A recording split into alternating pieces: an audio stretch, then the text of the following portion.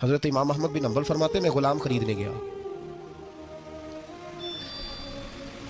اس نے میرے ساتھ شرط رکھی کہ حضور آپ مجھے خرید کے لے جانے ہیں، میری شرط یہ ہے کہ میں دن کو آپ کی ڈیوٹی کروں گا، رات کو نہیں کروں گا۔ فرماتے میں لے آیا، گھر لا کے میں نے پوچھا تیرا نام کیا ہے؟ کہنے لگا حضور غلاموں کا نام نہیں ہوتا۔ کھائے گا کیا؟ حضور غلاموں کی چاہت نہیں ہوتی،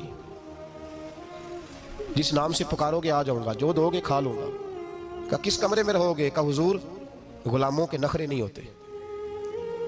کہتے میں نے کہا پھر بھی یہ کمرے ہیں پسند کر لو۔ ایک ٹوٹا پھوٹا سا کمرہ اس نے پسند کر لیا۔ امام احمد بن حنبل فرماتے میں اسے کام بتاتا پر اتنی محنت سے کرتا کہ کمال کر دیتا، میرے اشارے سمجھتا۔ ایک دن میں تہجد کے وقت اٹھا، اس کے کمرے میں گیا تو وہ توبہ توبہ پکار رہا تھا۔ سنو ولیوں کی توبہ، فرماتے اس کے کمرے سے چیخنے کی، یا اللہ معاف کر دے، یا اللہ معاف کر دے، اللہ معافی دے دے، تڑپ رہا ہے، رو رہا ہے۔ اور امام احمد بن حنبل فرماتے ہیں حال یہ ہے کہ اس کے کمرے سے لے کر آسمان تک نور ہی نور پھیلا ہوا ہے، نور ہی نور، اور وہ روتا ہے یا اللہ معاف کر دے، یا اللہ معاف کر دے۔ فرماتے میں سوچنے لگا معافی کس چیز کی مانگ رہا ہے؟ فرماتے وہ خود ہی بولا، اور معافی دیکھو بھائی، توبہ دیکھو اللہ والوں کی۔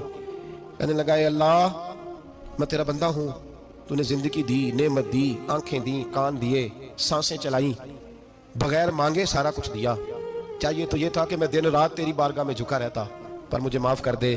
میرے اوپر امام احمد بن حنبل کے بھی حقوق ہے، میرے مالک کا بھی حق ہے، اس لیے میں دن سارا عبادت نہیں کر سکتا، بس 5 نمازیں پڑھ سکتا ہوں، رات میں جاگتا رہتا ہوں تیرے حضور۔ اللہ وہ جو سارا دن میں عبادت نہیں نہ کر پاتا مجھے معاف کر دے، خدایا میری غلطی معاف کر دے، اللہ مجھے بخش دے۔ اور راتی ساری کر کر زاری، نیند اکھاں تھی توندے، فجرے وہی گناہگار کا آمن، سب تو نہیں، یا اللہ چاہیے تھا میں 24 گھنٹے سجدے کرتا، بخش دے، یہ میری خطا معاف کر دے۔ ساون کی کالی راتوں میں جب بوندا باندی ہوتی ہے، وہ راتوں کو اٹھ اٹھ روتے ہیں، جب خلقت ساری سوتی ہے، اور درویش کہنے لگے رات پوے تے بے دردانو نیند پیاری آوے، درد مندانو یاد سجن دی ستے امیان جگاوے۔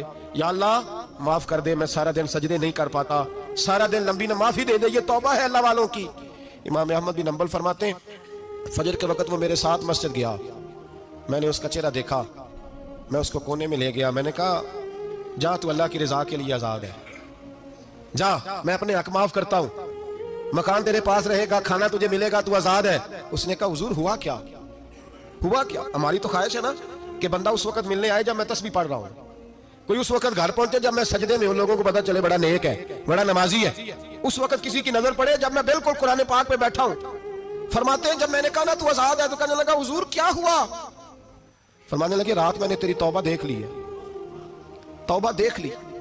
امام صاحب فرماتے ہیں وہ پھر تڑپ کے رویا، سجدے میں سر رکھا، تو نے یہ کیا عجب کیا، مجھ کو بھی فاش کر دیا، میں ہی تو ایک راز تھا سینہ کائنات میں، میں سراپا مخزن راز تھا، میں رہا تھا مدت و راز میں، یہ تیرا شوق دید کشاں کشاں مجھے بھی کھینچ لایا مجاز میں۔ اے اللہ پردہ ہی کھول دیا ہے تو نے، یہ عبادتیں، یہ توبہ، یہ ریاضتیں، یہ تیرا میرا راز تھا، اللہ تو نے پردہ ہی کھول دیے، مہربانی کر مجھے پردہ پوشی عطا فرما، اللہ معاف کر دے، مجھے پردہ پوشی عطا کر۔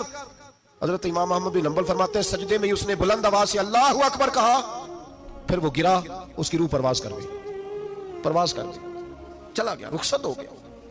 یہ عاشق کا جنازہ ہے، ذرا دھوم سے نکلے، محبوب کی گلیوں سے ذرا گھوم کے نکلے۔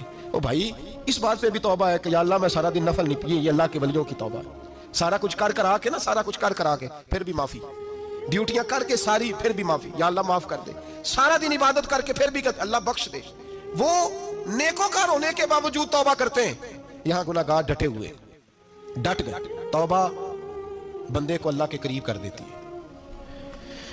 ہم لوگ کہتے ہیں گناہ ہوں گے تو توبہ کریں گے نا، اور ہمارے زمانے میں تو گناہگار ہیں ہی نہیں، سارے نیکوکار ہیں، اللہ ماشاءاللہ، گناہگار ہوں گے تو توبہ کریں گے۔ کئی دفعہ نا ہمارا بھائی ناراض ہو جاتا ہے، دوست ناراض ہو جاتا ہے، تو جب ناراض ہوتا ہے نا بہت زیادہ بولتا نہیں، تو ہم پھر قریب جاتے ہیں، اس کو پوچھتے ہیں کیا بات ہے، کیوں ناراض ہے، ادھر دیکھیں میری طرف، کیوں ناراض ہے، کیا ہوا؟ وہ کہتا ہے نہیں نہیں بس چھوڑو، ہمیں نہیں پتا ہوتا، تفصیل پوچھنی پڑتی ہے، بات کرنی پڑتی ہے، پھر وہ بتاتا ہے کہ وہ جو تو نے ایک جملہ کہا تھا نا وہ تجھے نہیں کہنا چاہیے تھا، پھر ہمیں خیال آتا ہے ہاں مجھ سے غلطی ہو گئی، پھر ہم کیا کرتے ہیں، معافی مانگتے ہیں، راضی کرتے ہیں۔ ہوتا ہے ایسے کہ نہیں ہوتا ہے نا جناب؟ تو بندے سے تو بعض اوقات ایسا معاملہ ہو جاتا ہے تجھے پتہ نہیں، تو کیا اللہ کی ایسی نافرمانی نہیں ہو جاتی جس کا تجھے پتہ ہی نہ ہو؟ اللہ کے بندے روز رات کو معافی مانگ کے سوتے تھے، روز، پتہ نہیں کوئی انجانے میں جملہ نہ نکل گیا ہو، ہر وقت ڈرے رہتے تھے، سیمر بندوں سے نہیں، کس سے؟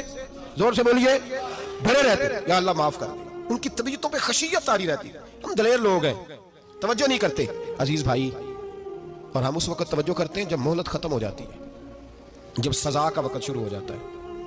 میری بات یاد رکھنا، ایک وقت تک اللہ مہلت دیتا ہے بندے کو، گناہ کرتا ہے اللہ مہلت، پھر سزا شروع ہوتی ہے، پھر بندہ اس کی پکڑ میں آتا ہے، پھر جب پیر پھسلتا ہے تو کسی جگہ اس کا ہاتھ دوبارہ نہیں پڑتا، وہ پھر پھسلتا ہی جاتا ہے۔ یاد رکھنا، ہم مہلت کے وقت توبہ نہیں کرتے، اور جب پھسل جاتے پھر ہم کہتے ہیں اوہو یہ کیا ہوا۔